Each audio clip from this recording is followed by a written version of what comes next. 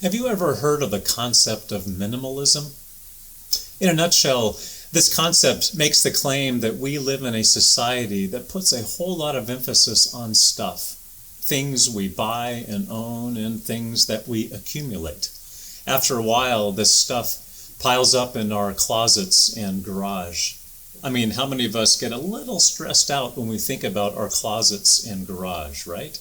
Do we really need all that stuff to be happy? We know that other things are better sources of happiness.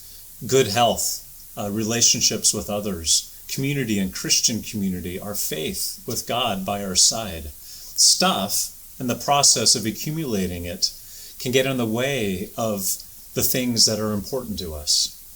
I'm teaching a class on minimalism this season of Lent. I mean, after all, during Lent, we as Christians are asked to simplify and to focus on important things. Christian community, on God and Christ's love for us, on our faith. Why not incorporate some of the concepts of minimalism into the season? Sounds like a good reorientation for us, a creation of good space for the things that really matter. Joshua Fields Milburn and Ryan Nicodemus are known as the Minimalists. They have a YouTube channel and videos and books out about this topic. They have a 30-day challenge that I'd like to call the 40-day challenge, because this is Lent, after all. What can we clear out of our lives in terms of things that we own, that we no longer use or need? What can we give away to others? They talk about getting rid of one item the first day, 2 items the second day, 3 items the third day, and so forth.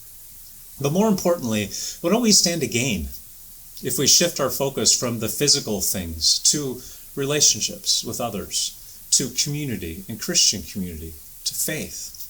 I think we just might be able to let out a sigh of relief that we're finally taking a new opportunity to take control of the things in our lives that bring value and not get lost in the pursuit of life.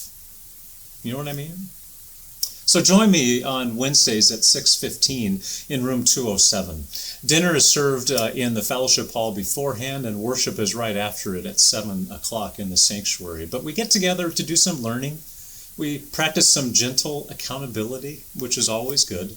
And perhaps most importantly, I think we get a sense of a renewed intentionality of purposeful living. I think we could all use a little bit of that every once in a while, and now is a pretty good time to dive into it. So I hope to see you soon too.